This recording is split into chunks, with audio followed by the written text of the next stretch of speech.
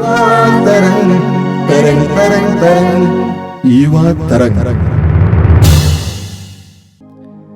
आइए हम प्रार्थना करें। प्रेमी दयालु पिता, आज के सुंदर समय के लिए हम आपको धन्यवाद देते हैं। आपकी स्तुति, आपकी महिमा और आपकी आराधना करते हैं। इस युवा तरंग कार्यक्रम में भाग ले रहे एक एक युवाओं भाई बहनों के लिए हम तुझे धन्यवाद देते हैं और इन्हें तेरे चरणों में समर्पित करते हैं। प्रभु, तू हमारे जीवन का मकसद हो, तू हमारे जीने का कारण बने। हम तेरी ओर अपनी नजर उठाकर, तेरी ओर अपनी दृष्टि लगाकर आगे बढ़ते जाएं। जीवन में आने वाले हर संघर्ष में तू हमारा साथ देना। और संत पौलुस जैसे कहते हैं, मैं ईसा पर दृष्टि लगाकर आगे बढ़ रहा हूं, वही कृपा हमें प्रदान कीजिए। हम पर जो कृपाएं तूने बरसाई हैं, उन कृपाओं के लिए हम तुझे धन्यवाद देते हुए तेरी स्तुति करते हैं। हम सभी को आशीष और कृपा प्रदान कर।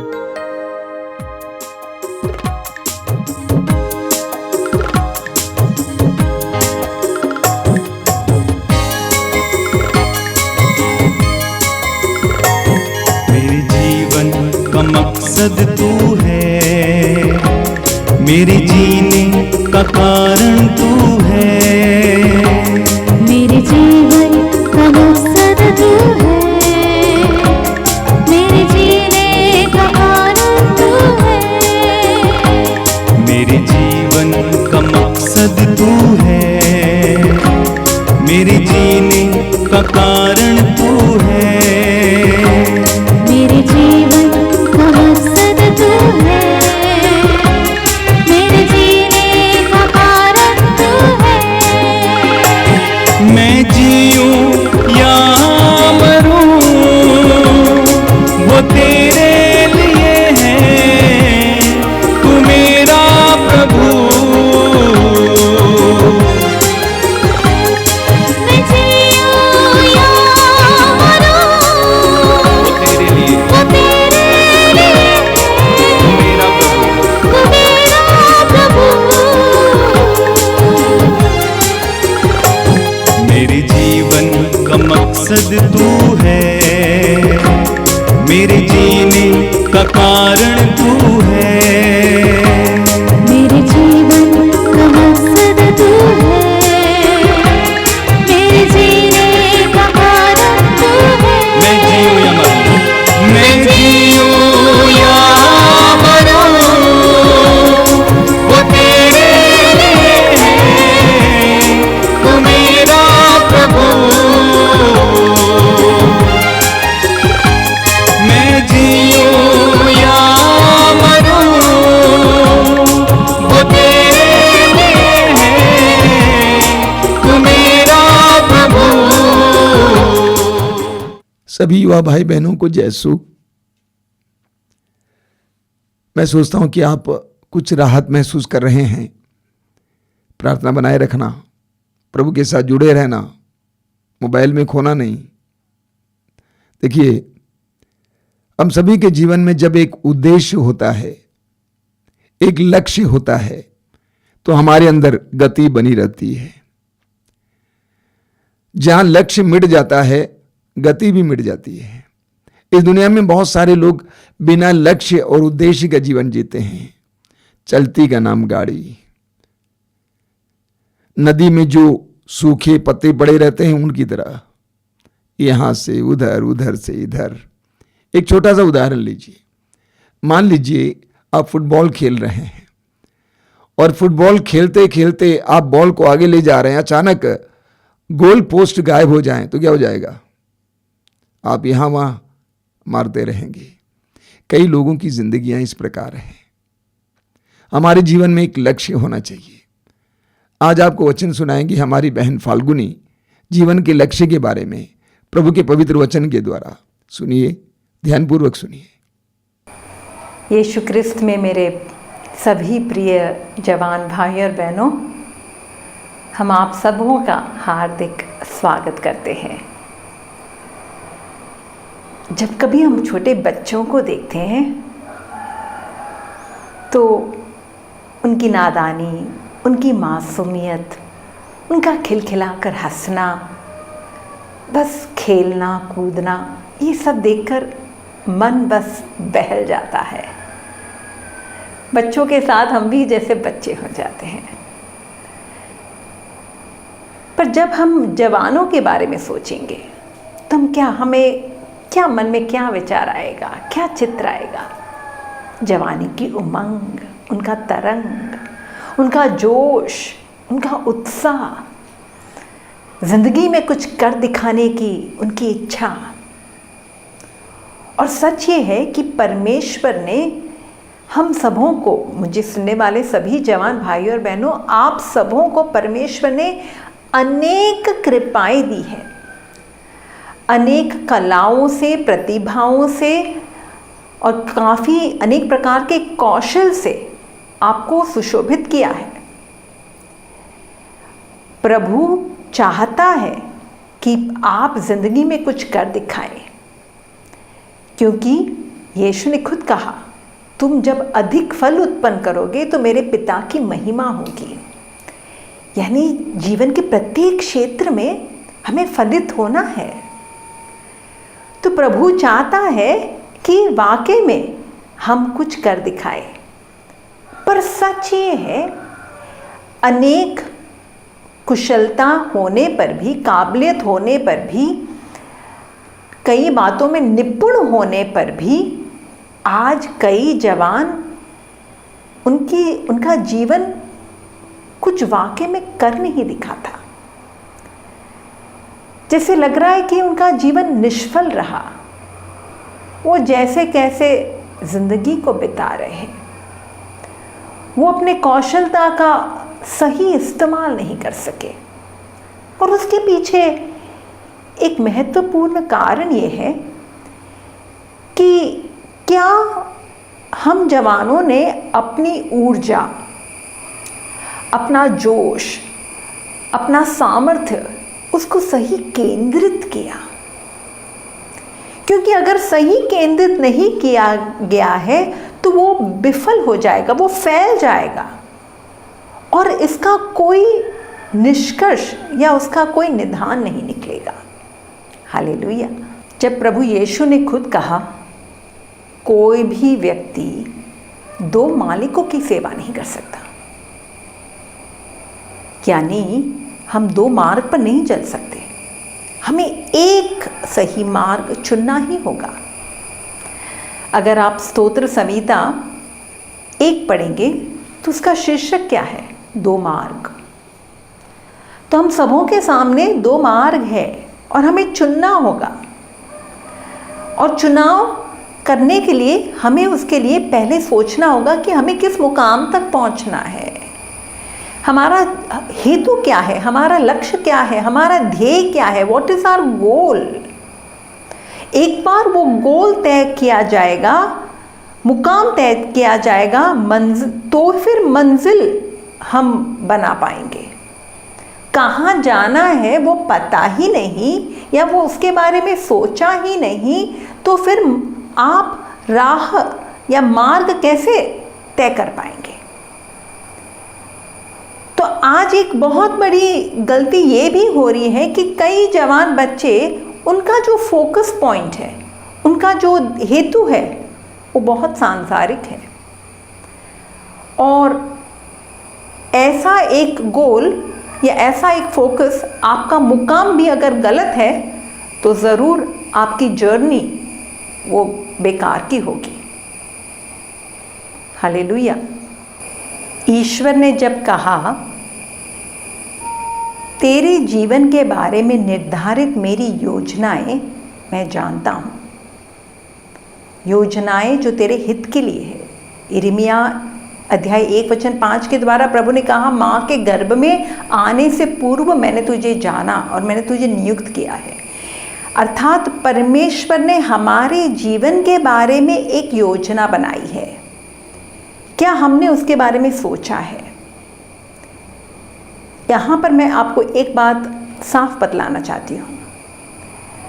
We term success as the goal. तरक्की, उन्नति, सफलता, क्या ये जीवन का लक्ष्य है? जीवन का लक्ष्य कुछ बस हासिल करना वो जीवन का लक्ष्य नहीं हो सकता। हमें वाकई में ये जानना है कि परमेश्वर ने मुझे इस संसार में किस हेतु से यहाँ भेजा गया है। उसमें हम कुछ बनेंगे, हाँ हम कोई डॉक्टर बनेगा, कोई इंजीनियर बनेगा, कोई आर्किटेक्ट बनेगा। ये अलग अलग पेशों में हम जा सकते हैं, ये अलग अलग कार्य हम कर सकते हैं, पर आखिर में परमेश्वर क्या हेतु क्या है, वो उसने मेरा सृजन किया है तो किस कारण से, उसकी क्या इच्छा है, what is my mission of life, वो हमें जानना है। आज एक बहुत दुख से कहना पड़ रहा है कि अनेक जवानों का जो उनके ज़िंदगी का जो ड्राइविंग फोर्स है, एक बात समझ लेना, गाड़ी कितनी भी अच्छी हो, मर्सिडीज़ गाड़ी हो, BMW गाड़ी हो, उससे ज़्यादा गाड़ी की शोभा है, पर गाड़ी चलाने वाला भी बहुत वैसा ही माहिर या काबिल होना चाहिए, वरना गाड़ी तो एकदम गराज तक पहुंच जाएगी। तो आज हम अपने ज़िंदगी को किस मार्ग पर चला रहे हैं?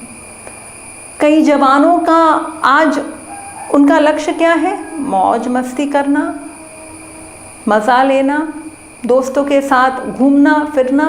कई लोगों का ये चल रहा है, बस ऐसे ही समय बीत रहा है, बस ये जवानी में हम मज़ा ले रहे हैं। अनेक हैं जो दूसरों के साथ कंपटीशन करने, जैसे उनको स्पर्धा है या दूसरों का अप्रूवल को, लोग क्या कहेंगे, इससे वैसे बेहतर होना चाहते हैं। आज कई हैं जो मटीरियलिस्टिक, पैसा ज़्यादा कमाना है, गाड़ी बंगला, ये सब शोहरत और शान और शौकत, बस इसी में मन लगा हुआ है। पर ये सब करके भी आप अंदर से तृप्त नहीं हो पाएंगे, ये आपको और खोखला या खाली बना देगा। इसलिए आप जो कुछ भी करेंगे, आप जो भी करियर ले रहे हैं या जो कुछ भी आप कार्य में आगे बढ़ रहे हैं, उसमें सबसे अंडरलाइन आपको जानना है परमेश्वर की योजना क्या है मेरे जीवन के बारे में।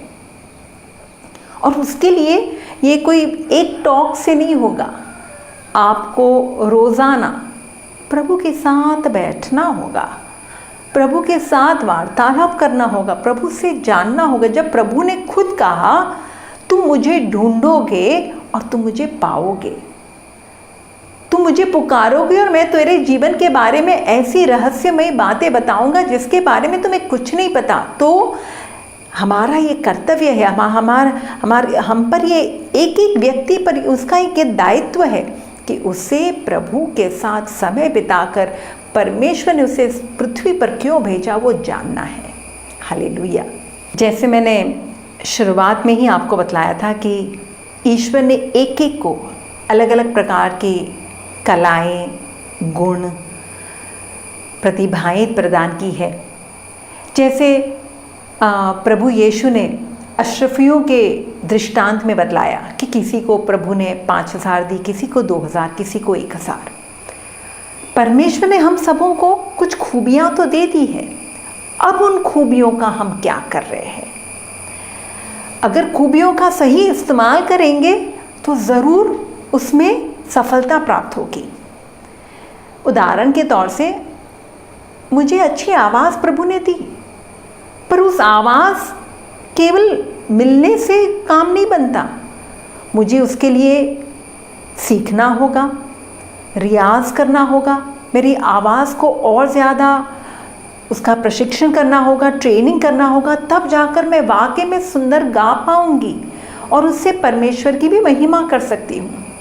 तो कोई भी कार्य में एक्सेल होने के लिए, प्रवीण होने के लिए हमें रोज़ाना प्रैक्टिस करना होगा, परसिवियर रोज़ाना। ये कोई एक दिन में नहीं होने वाला है।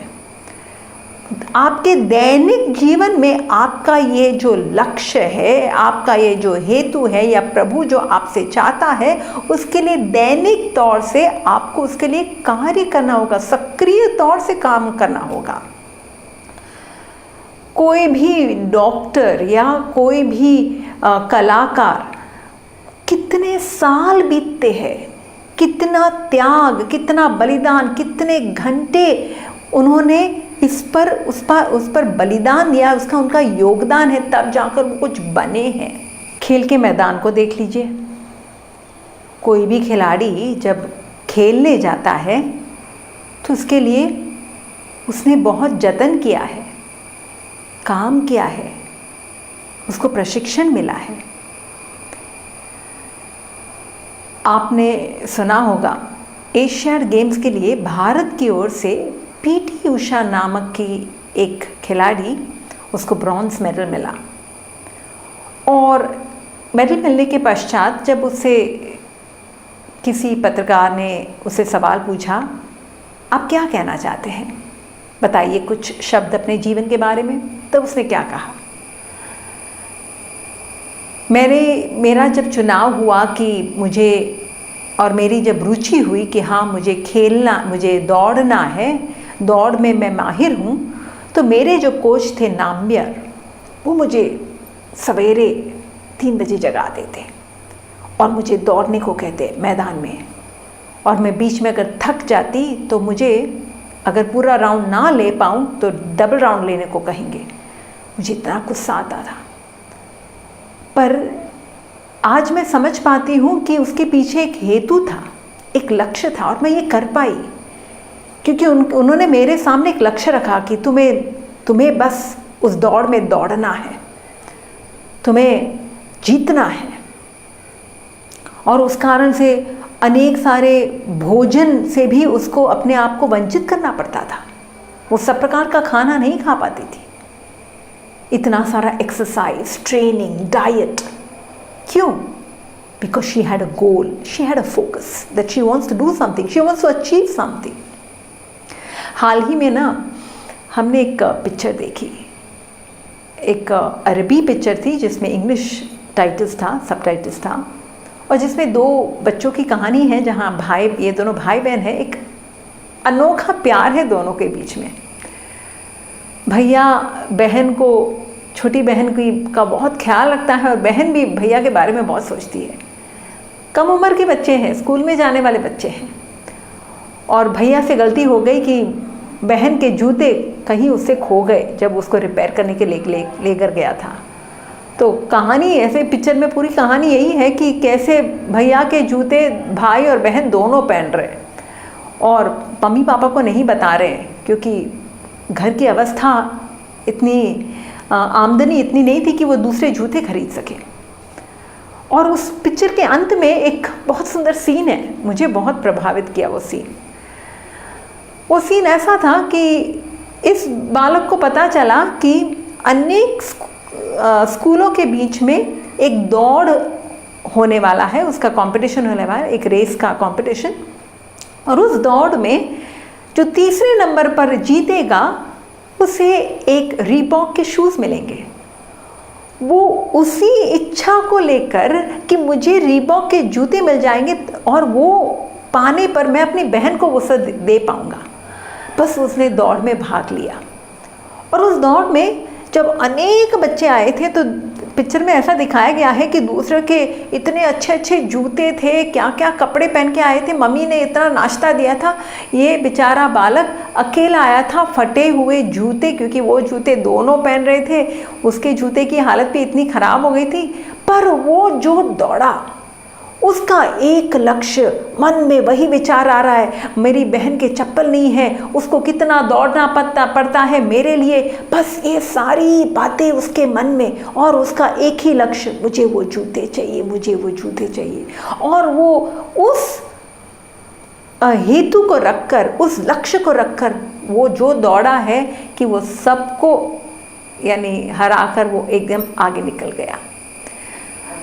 तब मुझे एहसास हुआ, और उसमें ये भी दिखाया गया कि अनेक लोगों ने उसको कई बार गिरा दिया पर उसने उनकी परवाह नहीं की, बस वो तो दौड़ता गया। तो ये बात परमेश्वर के वचनों में भी हमें प्राप्त होती है, जहाँ पर हिब्रानियों के नाम जो ग्रंथ है उसमें अध्याय 12 वचन 1 में लिखा है, जब विश्वास के साक्षी इतनी बड़ी संख्या में हमारे चारों ओर विद्यमान है तो हम हर प्रकार की बाधा दूर कर अपने को उलझाने वाले पाप को छोड़कर और ईसा पर अपनी दृष्टि लगाकर धैर्य के साथ उस दौड़ में आगे बढ़ते जाएं जिसमें हमारा नाम लिखा है।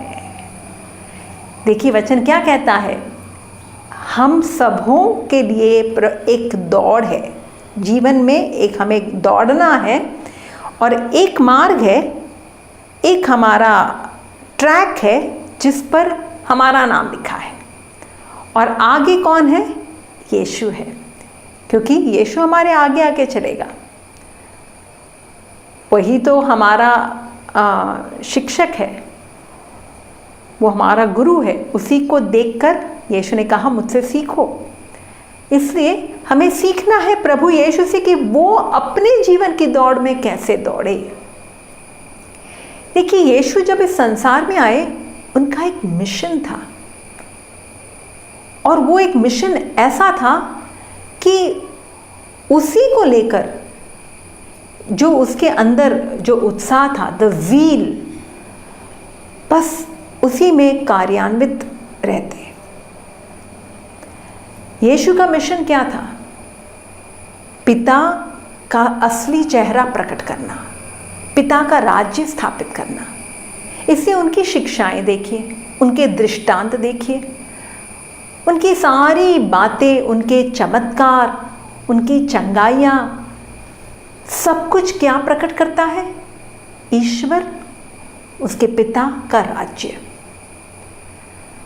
बल्कि यीशु के सबसे सर्वप्रथम शब्द भी देखिए जो सुसमाचार में जो हम पाते हैं, लूकस के सुसमाचार में जब मंदिर में पाए जाते हैं, जब माँ ने पूछा कि तुमने हमारे साथ ऐसा क्यों किया, यीशु का क्या जवाब था? क्या तुम नहीं जानते थे कि मैं अपने पिता के घर होऊंगा? एंड इन इंग्लिश में ऐसा लिखा है, did you not know that I would be in my father's business? बस देखिए 12 साल की उम्र से ही प्रभु यीशु जानते थे कि उसका काम क्या है, उसको कहाँ होना है, उसको किस कार्य में आगे बढ़ना है, और जीवन भर वो वही करते रहे। तो the zeal for the father's house has consumed me. जब उन्होंने यानी मंदिर को अशुद्ध देखा और उसको साफ किया है, उसको शुद्ध किया है, तो संपूर्ण जीवन में भी यीशु बस मेरे पिता की इच्छा, मेरा भोजन मेरे पिता की इच्छा को पूरी करना है। अंत में भी वो जब प्रार्थना करते हैं पुरोहित के रूप में और अपने शिष्यों के लिए तब वो क्या कहते हैं? पिता, मैंने तेरी इच्छा पूरी की है, तूने जो मुझे कार्य सौंपा था मैंने पूरा किया है। John 17:4, I have accomplished the work that you sent me to do, I have glorified your name. और यीशु सूली पर भी क्या कहते हैं? उनको पता है कि उनके जीवन का हेतु क्या है, आखिर में उसे सूली पर अपनी कुर्बानी देनी है। तो उन्होंने कहा इट इज़ फिनिश्ड। तो यीशु हमारे लिए एक मिसाल है, हमारे लिए एक साक्षी है कि हमें उसी की ओर देखकर हमें भी अपने जीवन के दौड़ में आगे बढ़ना है। और ये बात जान लेना, हमें अपने ट्रैक पर चलना है, हमें अपने जीवन की तुलना या अपने जीवन को दूसरों के साथ कंपेयर नहीं करना। इससे आपके जीवन का लक्ष्य ना आपके भाई का लक्ष्य होना चाहिए, ना आपके बहन का, ना आपके दोस्तों का, ना आपके पड़ोसी का। आपके जीवन का लक्ष्य जो ईश्वर ने आप पर प्रकट किया है वो होना चाहिए। You have to run your race, don't try to run others race. प्रभु यीशु की जो उनका जो ज्ञान था, उनकी जो बुद्धिमता थी, उनकी जो कला थी, उनकी जो प्रतिभा थी, the way he could express himself, उनकी शिक्षा, उनका सामर्थ्य, उनका कौशल, ये सब अगर आप देखने को जाए तो Jesus could have accomplished and achieved anything else. पर यीशु किसी और में उन्होंने अपना ध्यान केंद्रित नहीं किया, उन्होंने कोई भी सांसारिक बातों को भी नहीं बतलाया है, उनका बस एक ही हेतु था। He knew what was his focus. मेरे भाइयों और बहनों, अगर आप जानते हैं कि ये सूरज का जो प्रकाश है उसमें इतना सामर्थ्य है, उतनी ऊर्जा है, उतनी शक्ति है कि सूखी घास को भी वो जला सकता है। पर ऐसे ही नहीं जलाएगा, उसको फोकस होना होगा। और उसके लिए अगर आप ये कभी अगर एक्सपेरिमेंट किया हो तो, कि अगर आप मैग्नीफाइंग ग्लास लेंगे और सूरज के प्रकाश को उस मैग्नीफाइंग ग्लास से बस ऐसे सूखी घास पर अगर आप वहाँ पर केंद्रित करेंगे तो वो सूखी घास में आग जलने लगेगी। हमने क्या किया? प्रकाश को फोकस किया है। वैसे ही लाइट अगर उसको लेज़र के तौर से अगर स्टील पर फोकस किया जाए तो स्टील को भी काट सकता है। So anything which is focused has power. अगर हमने भी हमारा मन, हमारा ध्यान, हमारे विचार, हमारे जीवन का समय, सब कुछ हमने अगर एक लक्ष्य की ओर केंद्रित किया है तो हम भी आगे बढ़ पाएंगे और हम बहुत कुछ हासिल कर पाएंगे। हम अपने जीवन का मकसद पूरा कर पाएंगे। संत पौलुस एक व्यक्ति जिसने यानी चर्च को इस तरीके से एस्टैब्लिश किया रोमन एम्पायर में, क्यों? Goal oriented. और इसी तो संत पौलुस कहते हैं, मैं पिछला सब भुलाकर आगे की दौड़ में दौड़ रहा हूँ, बस वो मुकुट पाने के लिए जिसे मेरे ईश्वर ने मेरे लिए तैयार किया है। और अंत में वो क्या कहते हैं तिमोथी के नाम पत्र में? I have run the race, I have finished my race. कितने सीना तान कर, छाती टोक कर ये कह सकते हैं, क्योंकि वाकई में उन्होंने कर दिखाया। हालेलुया। आप सबों ने हेलन केलर का नाम सुना होगा, जो शारीरिक तौर से अंधी थी, पर उनका एक बहुत सुंदर कोट है जहाँ वो कहती है, the only thing worse than being blind is having sight but no vision. वो क्या कहती है? आंखें होकर एक दृश्य ना होना, एक विजन ना होना, एक लक्ष्य ना होना, ये तो अंधे होने से भी बदतर है। और इसलिए परमेश्वर भी चाहता है कि हम अपने आंखों के सामने एक लक्ष्य बनाएं। हमारी मंजिल क्या है वो हम तय करें। जब परमेश्वर ने भविष्यवाणी की नबी योएल के द्वारा पवित्र आत्मा के बारे में, तो पवित्र आत्मा भी इस तरीके से उनकी भाषा जो है हमें हमारे ज़िंदगी को चलाने के लिए वो एक लक्ष्य हमें देंगे। और इसलिए लिखा है योएल नबी के ग्रंथ में, हिंदी में अध्याय 3 वचन 1 है, इसमें लिखा है, इसके बाद मैं सब शरीरधारियों पर अपना आत्मा उतारूंगा और तुम्हारे पुत्र पुत्रियां भविष्यवाणी करेंगे, तुम्हारे बड़े बूढ़े स्वप्न देखेंगे और तुम्हारे नवयुवकों को दिव्य दर्शन होंगे। क्या लिखा है? नवयुवक को क्या प्रभु देंगे? दिव्य दर्शन देंगे, कि परमेश्वर उन पर प्रकट करेगा प्रभु क्या चाहता है, उनसे क्या चाहता है। हबक्कुक नाम नबी के ग्रंथ में भी प्रभु का वचन कहता है, अध्याय 2 वचन 2 में, इंग्लिश में बहुत सुंदर उसके शब्द है, Then the Lord answered to me and said, write the vision, make it plain on tablets so that the runner may read it and run. Yes, when we have our focus, we will run. जब हमारा लक्ष्य तय होता है तो कुछ बातें बहुत आसान हो जाती है ज़िंदगी को चलाने के लिए।